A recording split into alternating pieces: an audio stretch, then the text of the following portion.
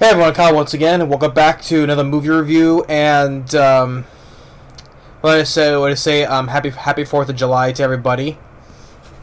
So it's really quick. I should have brought it before I had the video, but yeah, happy 4th of July to everybody. And so for this 4th of July, we're gonna review another one of my pretty much my favorite war film.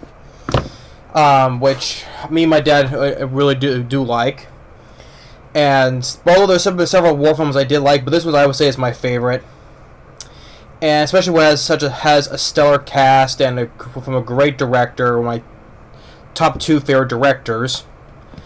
And also, this would be the celebrate the 25th anniversary of the film, since it came out in 1998, so 25 years. And the film still does hold up, especially with its famous opening, right? So I'll be reviewing the 25th anniversary of my review of my favorite war film, Saving Private Ryan. Saving Private Ryan, directed by Steven Spielberg, which I have the poster right over there on my wall right there, but you can't see it. You can see it right there next to my poster of Small Soldiers, which that also came out in 1988, in the same summer as well, the same month in July, really enough. But yeah, Saving Private Ryan. Yeah, I love Saving Private Ryan. I think it's a great war film. Of course, there's other war films I enjoy, like Hamburger Hill or Full Metal Jacket, Glory. There's also the ones like The Thin Red Line. Other war ones, Platoon I like. Apocalypse Now I haven't seen in forever, and same with The Deer Hunter. But I would say War Horse I liked, and that was another from Steven Spielberg. I'll review that sometime later. But like from my other films, like I enjoy, like from Hamburger Hill to Platoon and Full Metal Jacket. But I really love this one. I would say is my favorite war film. So it has, like I said, has a stellar cast, starring you have Tom Hanks, Matt Damon as Private Ryan, Edward Burns, Tom Sizemore, which sadly he died back in January this year. Sadly, rest in peace, Tom Sizemore. Which I really love him in The Relic, another fun creature feature film. And then he got Vin Diesel, young Vin Diesel, before playing Dominic Toretto from the Fast and Furious movies, years before. Then he got Giovanni Ribisi. He plays the medic, which he was some other films as well, which I've seen him in. Probably a lot of people know him because he was starring in the Avatar movies. And then he got Jeremy Davies. Then he got Adam Goldberg, who plays Fish, or Millish, but Vin Diesel called him Fish. Barry Pepper, which another film actor I do like, which of course he also starred in Tom Hanks in The Green Mile. Of course, he was also in Battlefield Earth, which 99% of people don't like, which I am one of those people. Barry Pepper, sadly, he wasn't that great in that movie, though. Although, surprisingly, my dad, really enough, he's one of the very handfuls of people that likes Battlefield Earth. Yeah. But he was there. And then you get other surprising cast members. You probably, if you don't even have seen Saving Private Ryan quite a while or haven't seen before, you get other surprising cast members, supporting members, like in small roles. You have Bryan Cranston, long before he plays Walter White from Breaking Bad. Dennis Farina, may rest in peace. He's an actor who has passed away. I've seen him in other films as well, like with from Midnight Run with De Niro and Charles Grodin. Ted Danson from Cheers, and later stars in the CSI Las Vegas show. Later on, Ted Danson, but known for starring in Cheers. Nathan Fillion, long before starring in Castle, and then of course starring in Firefly and Serenity, the TV show of that movie. Paul Giamatti as well. So you get some other great supporting cast members. And so so a lot of great cast members in this, and especially it's really well directed by Steven Spielberg. The score by John Williams I liked. Really good score. It's not one of my favorite films from John Williams though, but still a good score. And it's well edited as well. And the film won for 5 Academy Awards, including Best Director from Steven Spielberg.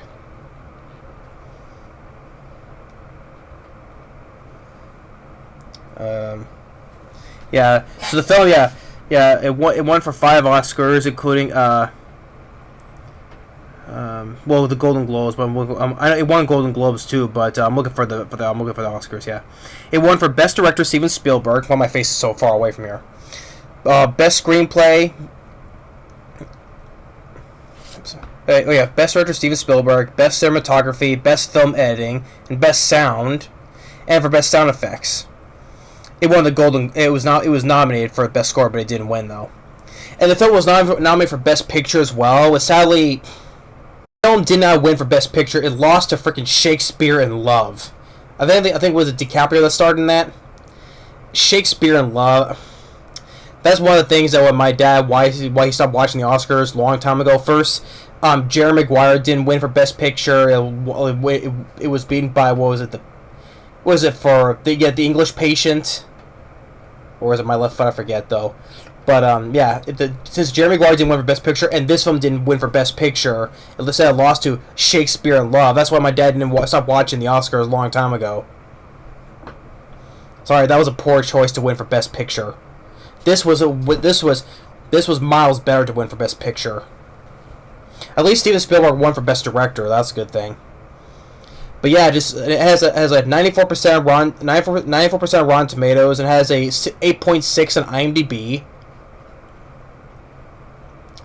And what more can I say about Saving Private Ryan that hasn't been said over the years about this movie? I mean, okay, like the opening of the movie. Well, first opens up with this old guy who's a veteran. He's with his family. He's visiting all these graves of all these fallen soldiers. And it was supposed to trick you. I think they were trying to trick you when you first saw it, because you make it thinking like it's Tom Hanks, right? Because when the camera zooms on the old guy's face, and then the camera zooms out, and it turns to Tom Hanks, it's supposed to trick you that that old guy, it was Tom Hanks. It was, and it was another guy. Which, spoiler, because I mean, who hasn't seen Saving Private Ryan? I mean, if you haven't seen Saving Private Ryan, spoiler, if you could say, I'll say though, but stop watching right now and go watch the movie. But right now, spoiler, it's not Tom Hanks that was the old guy. You think it was old guy, but it turns out no, it was Matt Damon who was Private Ryan. So I'm saying, yeah. So but then it ends up going into the famous. Yeah, it was also the best part of the movie. Yeah, so a lot of people say the best part of the movie was at the beginning, which is quite funny. I think people think, oh, they just show the best part already, and that's at the start of the movie, and that's the invasion of Normandy. The Normandy invasion on Omaha Beach, and it's a very brutal, graphic. It's probably even one of the best brutal graphic war scenes that it's probably happened that's been filmed in any other war film. Especially other than the great direction of Steven Spielberg and all of the cameraman and the editors and cinematographers, whatever, and effects designs as well. Give credit to those people as well, not just Spielberg. But just the moment that when they get set on the beach. Bunch of soldiers instantly shot in the head from the machine guns by the Germans. I mean, some of the dove over the side, they're getting shot through the water. Even you see one guy, because since his pack is weighing him down so much, he drowns. And a lot of people are just getting shot left and right. People are just getting blown up left and right. I mean, one guy gets blown into the air and loses his leg. Tom Hanks, he's all bloodied up because the water's all bloody, right? And he's seeing one soldier with no arm. He's looking around and picks up his arm to go back into the fight. I mean, it is one of the most graphic scenes, if not the most graphic opening or scene, whatever you see in a war movie.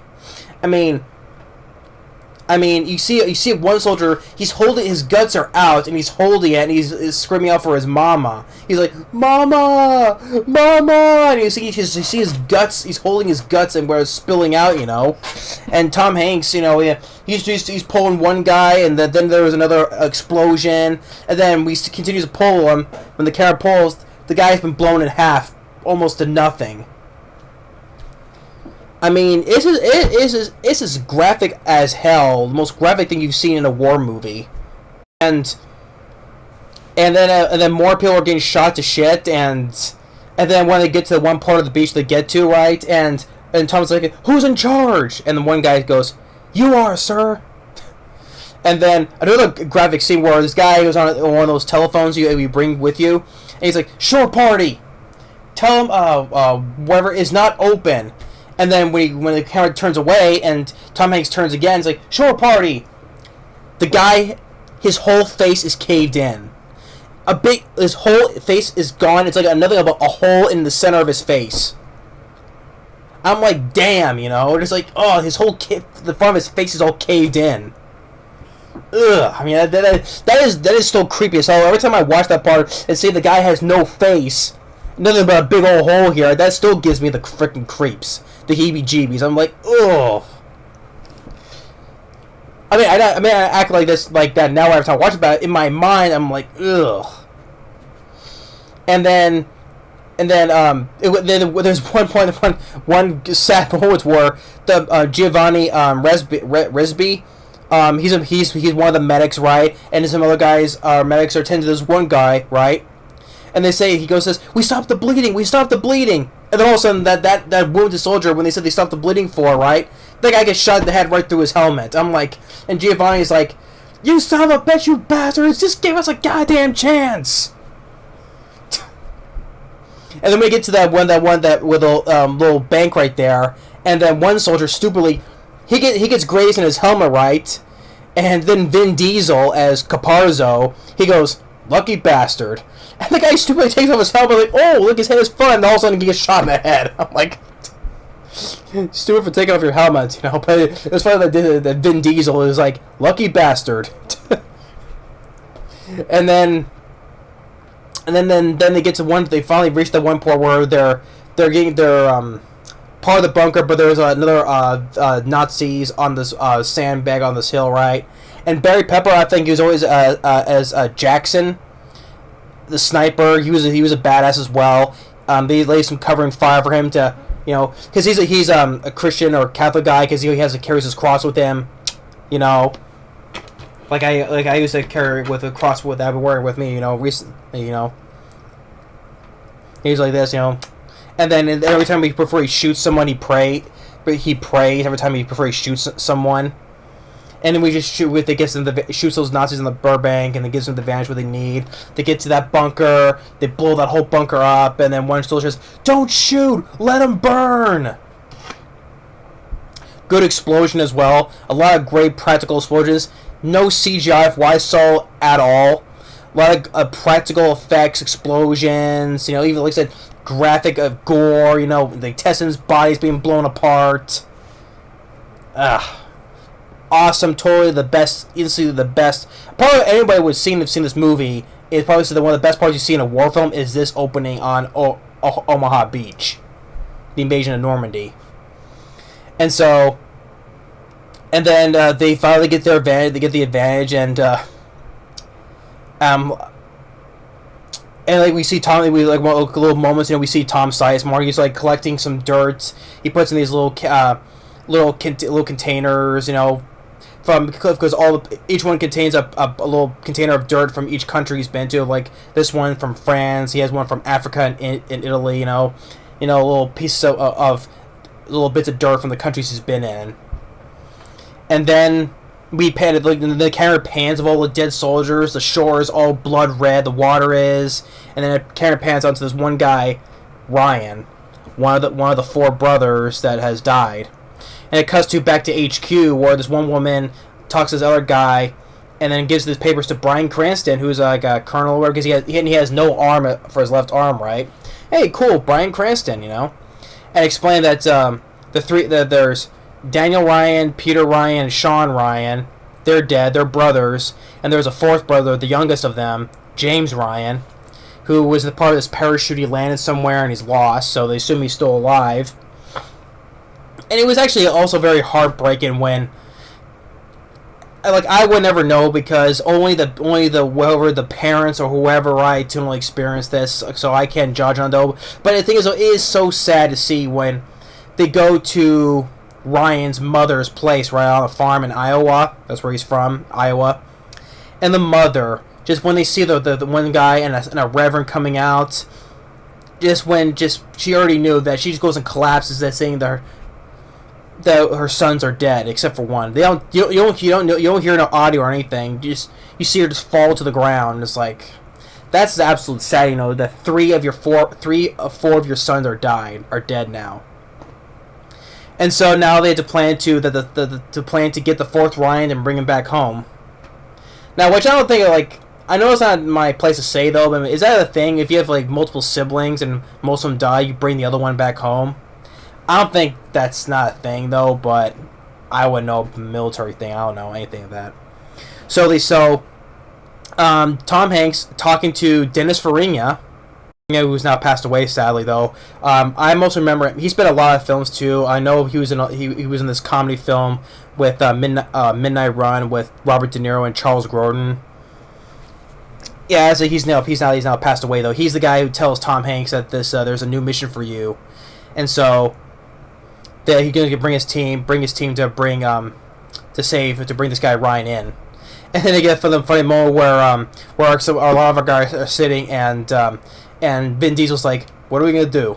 And then Tom Sizemore is like, "You're going home wrapped in an American flag with a hunk of cheese in your ass, Caparzo, you smartass." And then they bring along Jeremy Davies as Corporal Upham, Timothy Upham. Now, which, yes, if you remember about this character, yes, I'm sure, because I watched a lot of people's reaction first time watching this movie on YouTube. I know a lot of people's reaction when it comes to this character Upham later in the movie. If you know what scene I'm talking about, which I fully understand how it gets all that a lot of people are so angry about this guy, which I'll get to though, but I fully understand that, yes. So they bring him along because he can translate in French and German as well. So they bring him along to translate.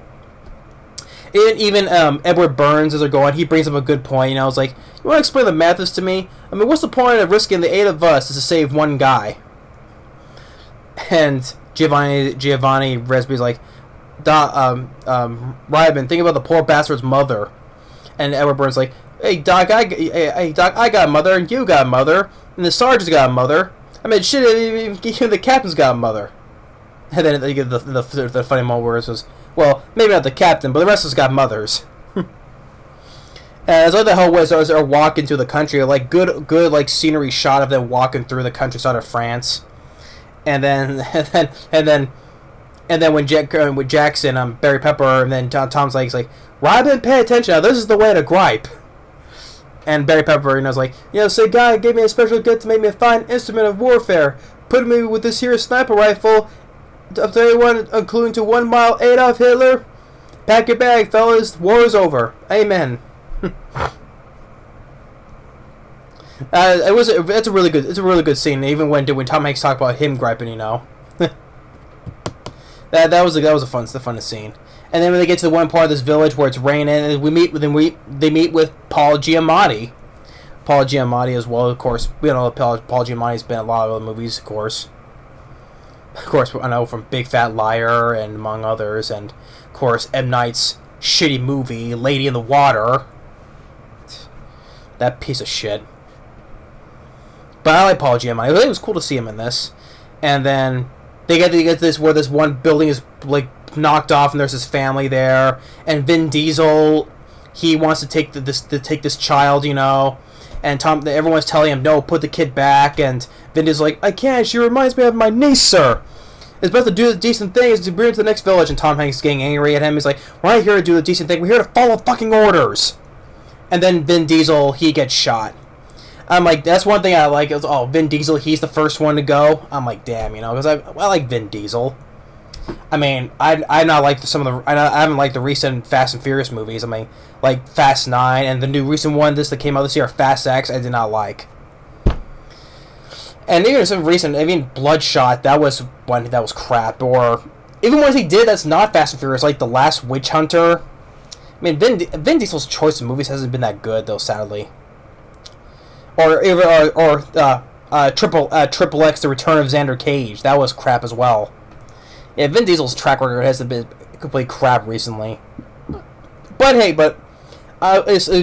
because Vin Diesel, Spielberg got him because Vin Diesel starred and directed in two short films that Vin Diesel starred and directed himself.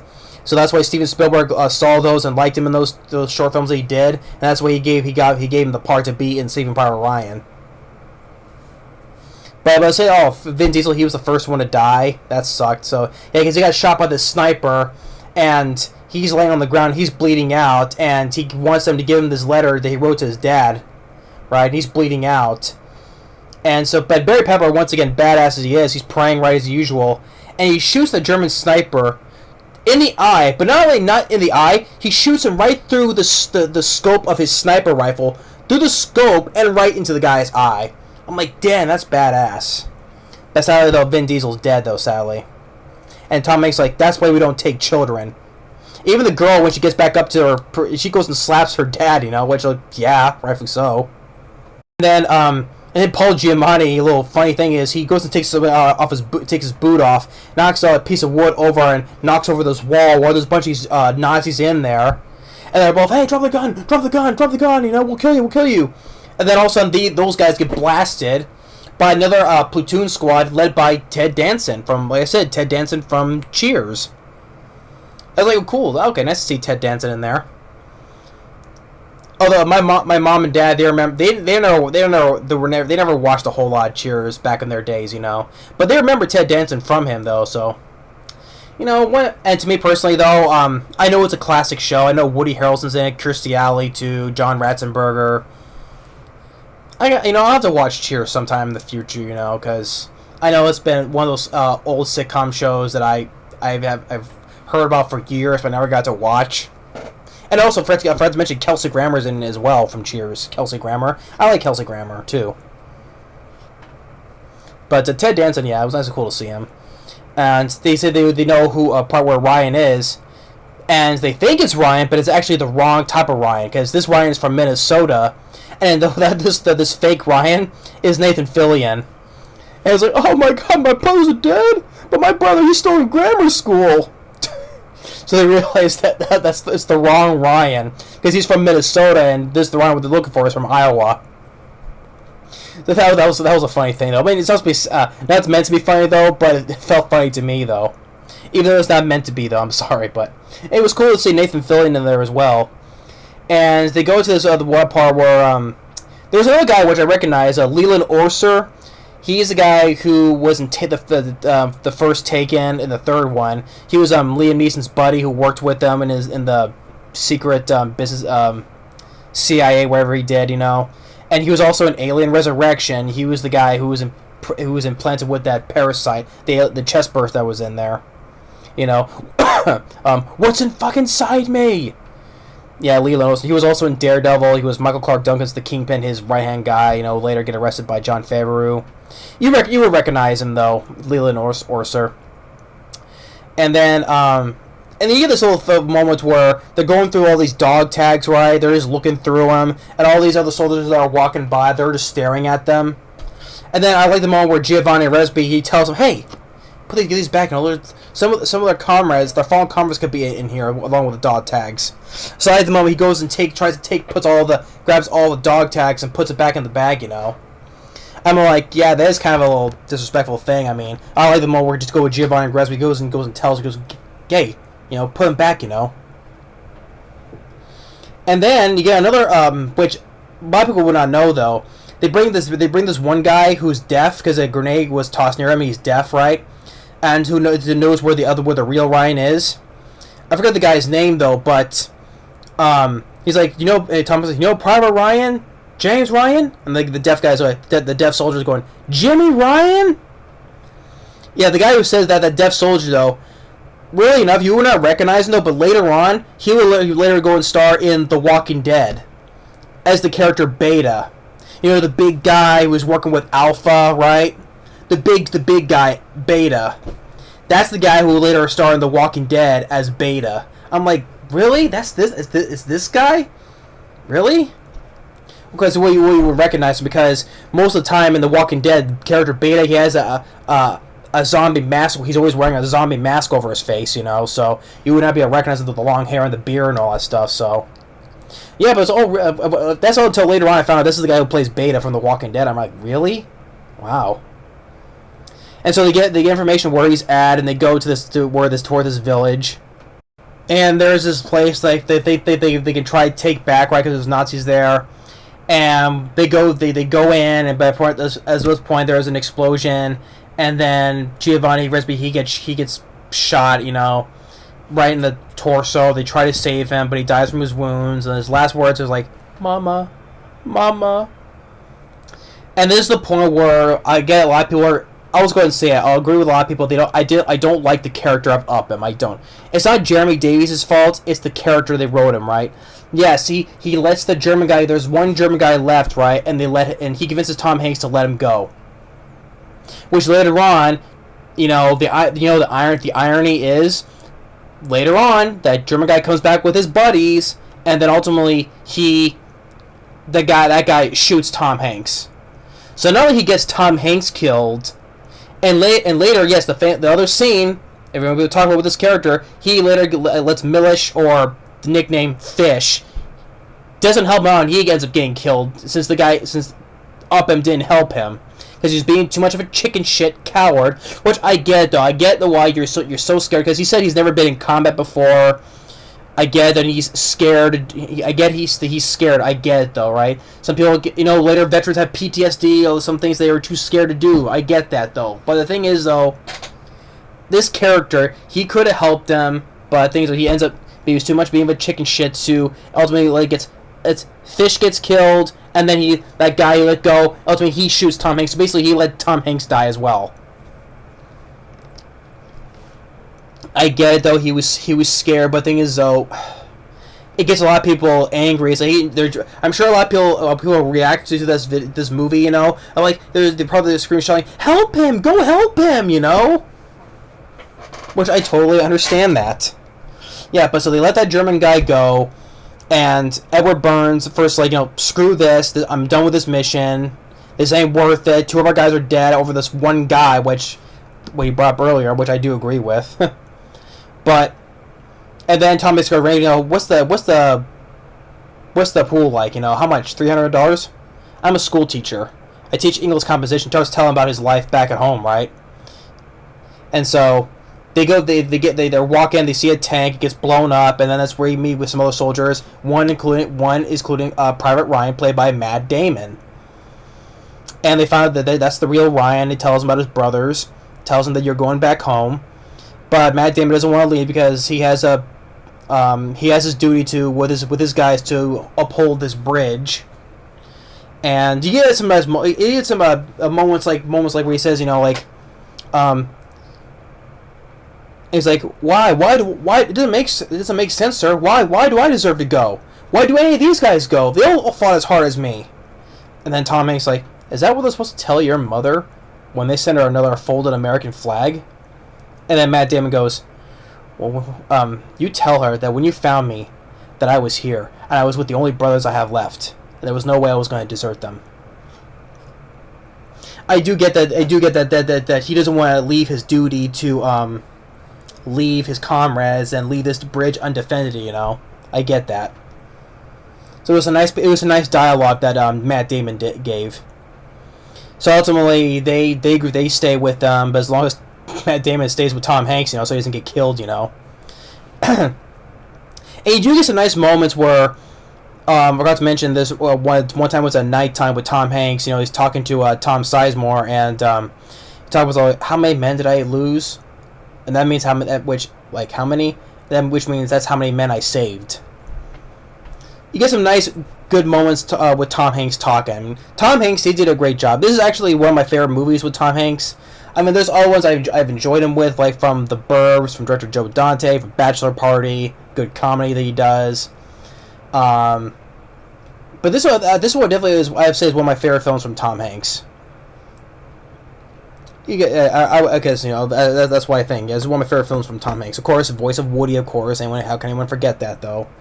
But other films I really do enjoy. Tom Hanks is an A-list actor. A lot of people enjoy, right? Of course, from Castaway, which I reviewed long ago. Castaway, that's a good movie. Forrest Gump, of course. How can I forget about Forrest Gump, of course?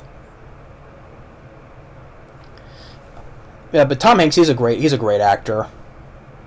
And so the Germans are coming. They rig some bombs, right? Like sticky bombs, right? And then you get this one guy who tries to light a sticky bomb, right? Tries to put it on a tank, but ultimately he doesn't do it fast enough because the guy gets blown to bits. Just blown up to bits. I'm like, oh, damn, I'm like, just flat out. I'm like, jeez. He got blown to freaking bits. And then they shoot more sticky bombs to disable this tank, and then they shoot the guys in this tank. And we see this with the Germans. They bring in this one big, what type of gun, though? It's like, bam, bam, bam, bam, bam, shooting all the guys on this tank, including you see one guy gets his head blown off. You kind of sort of watch it slowly. You see one guy gets his head blown off. And then Barry Pepper, sadly though, he was a badass till the end, shooting more guys from a tower until he gets shoots up there and he dies. Sadly, died a badass. He's like, Parker, get out! Then I would like to have rather either Barry Pepper or Tom Sizemore live instead of Jeremy Davies, honestly. But sadly, the coward gets to live. Although, yeah, he did get his one moment though, when the planes that are our planes, they blow up that tank that was going towards Tom Hanks, right? And they were blowing up all the other places where the Germans are, and then up him, he starts shouting in German, and then you see that one guy they let go. He's like, up him, he's like, up him, it's me, and then he goes and finally shoots that guy, and tells the others to go off. Which I don't know why you could have shot the rest of them though, but probably because they'll surrender and they'll get arrested. Maybe, who knows? But yeah, he did finally shoot that one guy. He finally grew some balls and shot the guy. But you know what? That's the irony. You let this guy, because they even mentioned because maybe he'll eventually get picked up by his own guys. And look what happens. He does. He's with his guys again, and then ultimately he gets he shoots Tom Hanks. Such irony. That's what happens when you get your morals wrong. Especially this is a war, take no prisoners, right?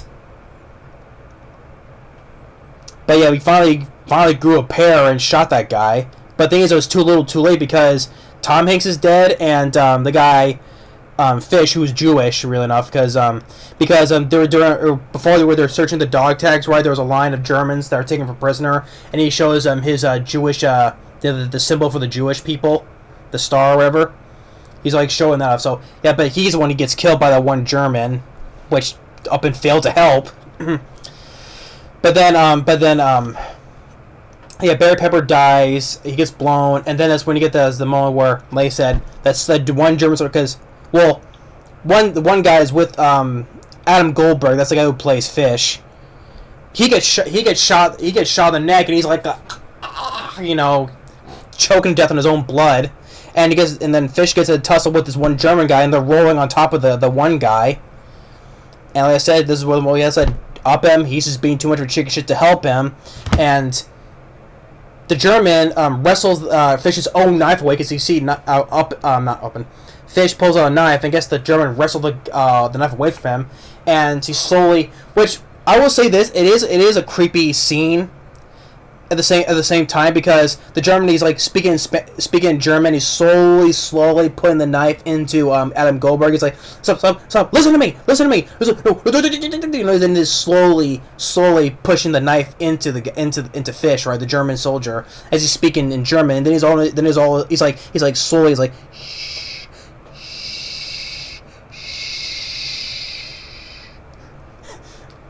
That was kind of like a disturbing scene.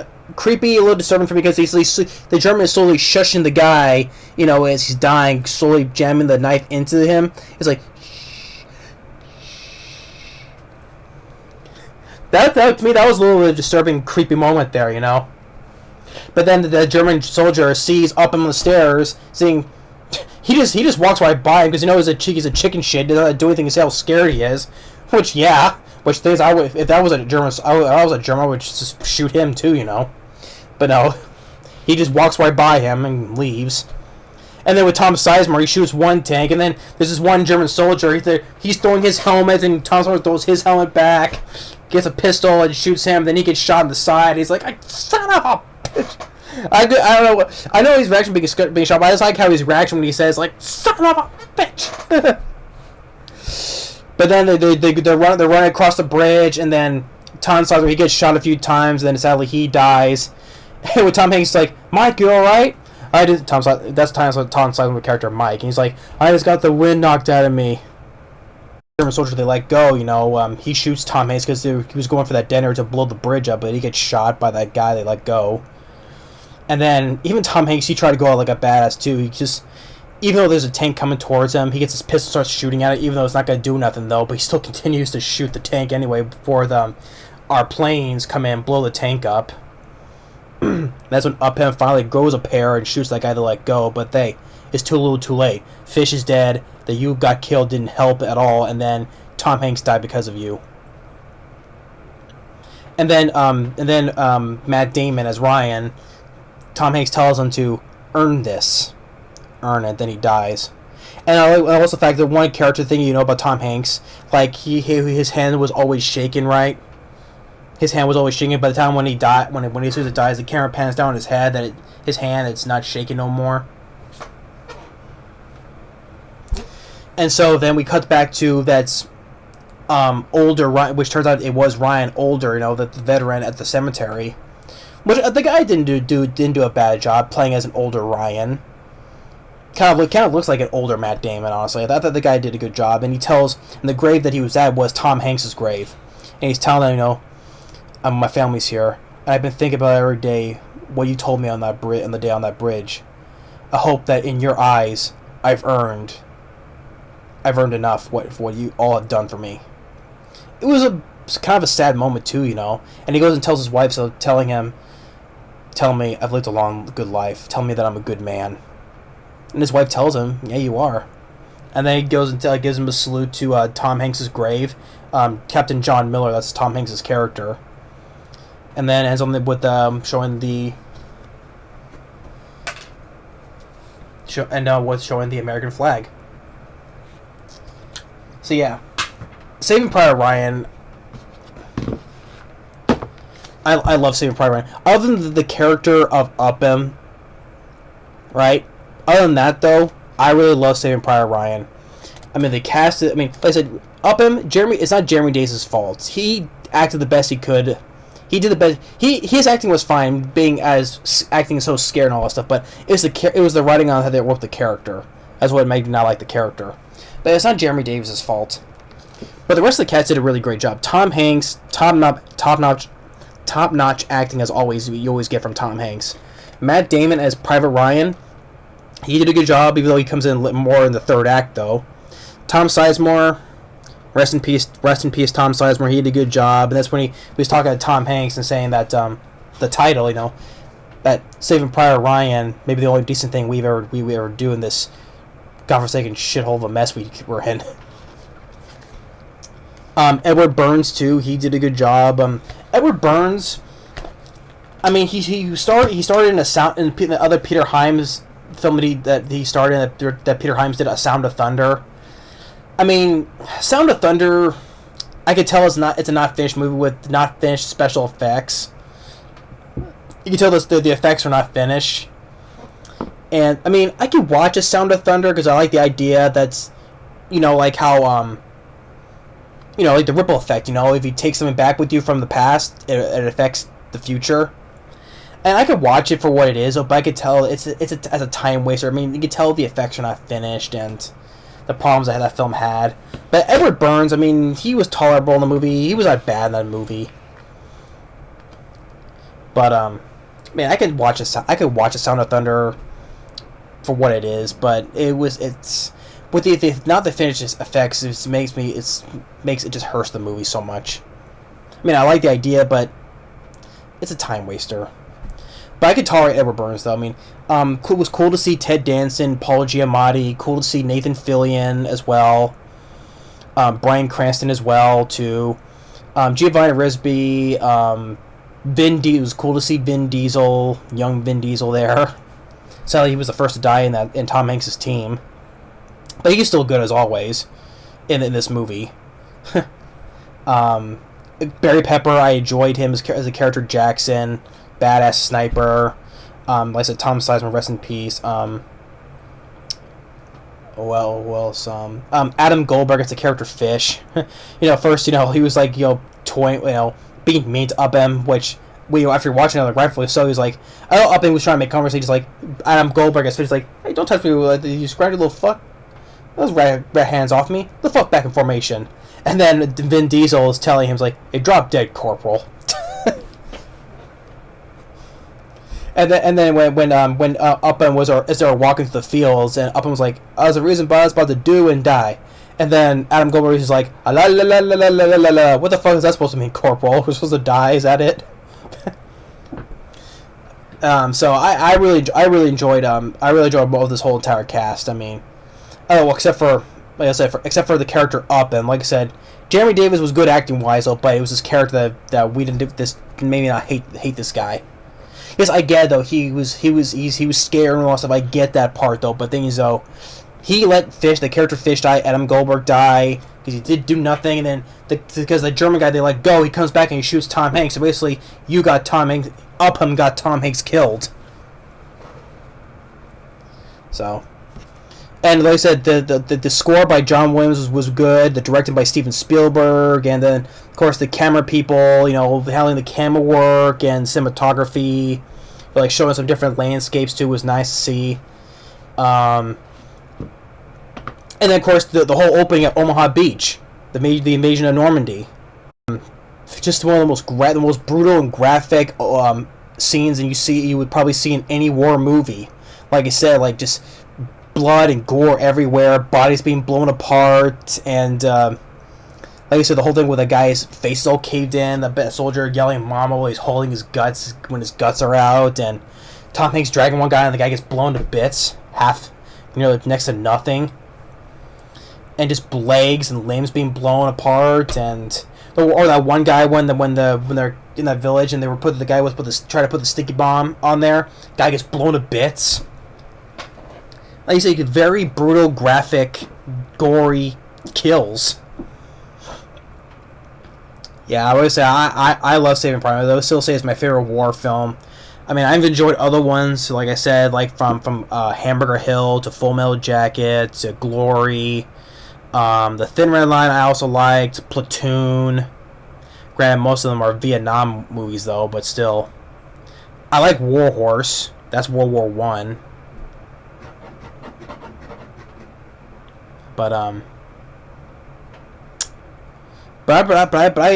still love Saving Private Ryan.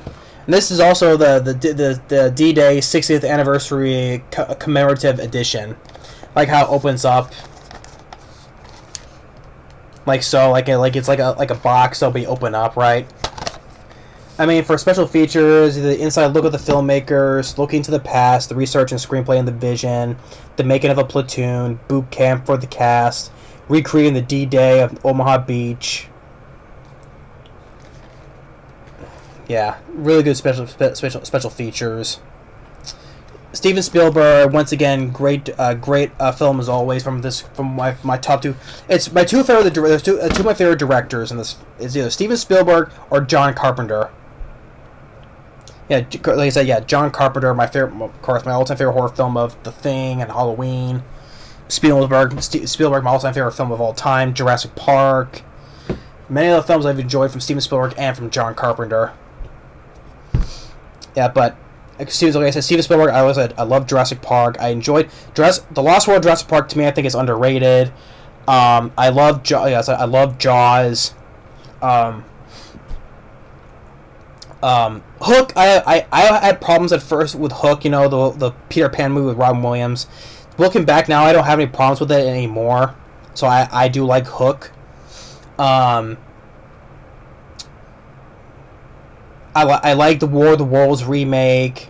I like Ready Player One. Good nostalgic movie. That's what you see, because as it was meant to be an Easter egg movie. You know. I like War Horse. I enjoy Lincoln. I reviewed that last year for Thanksgiving. You can check that out. I enjoy Lincoln. Yeah, War of the Worlds. The Terminal I haven't watched, well, also with Tom Hanks and Catch Me If You Can. I haven't watched those in forever. I like Minority Report. I do like that one. Also with Tom Cruise.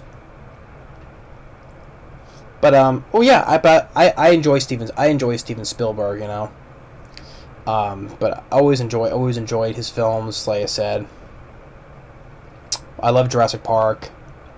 I love Jaws, which sadly he says he regrets doing, which that still pisses me off.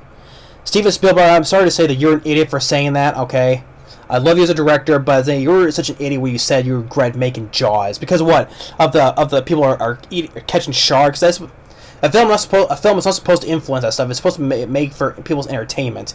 People go out and do that because they just want to kill sharks for making shark fin soup. Okay. And plus, were you trying to piss off the fans of the hundreds of people who are huge fans of your movie of Jaws? Were you trying to piss off your fans of that too? When you say you regret making Jaws, that still pisses me off. You can go back on check out back on my channel. I did like a vlog rant on that.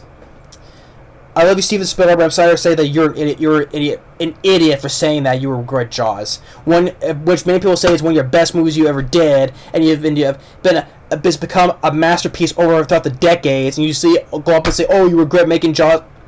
Screw that, Spielberg. Oh yeah, and E.T. How can I forget? I know many people love E.T. I did a review / rant on it. You can check that out though. Okay. Yeah, but beside that though, I still love Jaws regardless. Whether you say you regret it or not, many people love your movie of Jaws. Jeez.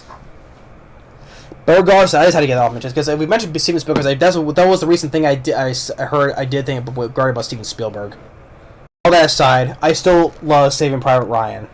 I still think Steven Spielberg did a good job making this movie, along with everyone else, the cast, the score, the effects, team, cinematographers, everything I would say about the movie. Like I said, except for the character up him, yes, I do I do agree with though. But other than that though, it doesn't deviate the fact that I still enjoy this movie. It's my favorite war film. I do.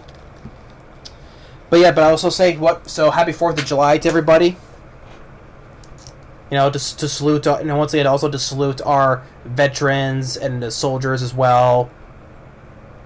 Still, commend to our soldiers. So, be a little patriotic right there. So happy 4th of July. And as I say, if you haven't seen Saving Private Ryan, I advise you go check it out. It's if you can stomach the whole opening scene of Omaha Beach, good luck to you. Very graphic, and like I said, the most graphic and brutal scenes you ever can watch in a war movie. But yeah, still love Saving Private Ryan, and also the film was a big hit. It was the second highest grossing film of 1998, behind Armageddon, and only just ahead of the Godzilla movie, because Godzilla was the third highest grossing film of 1998. So this made over 400 million worldwide.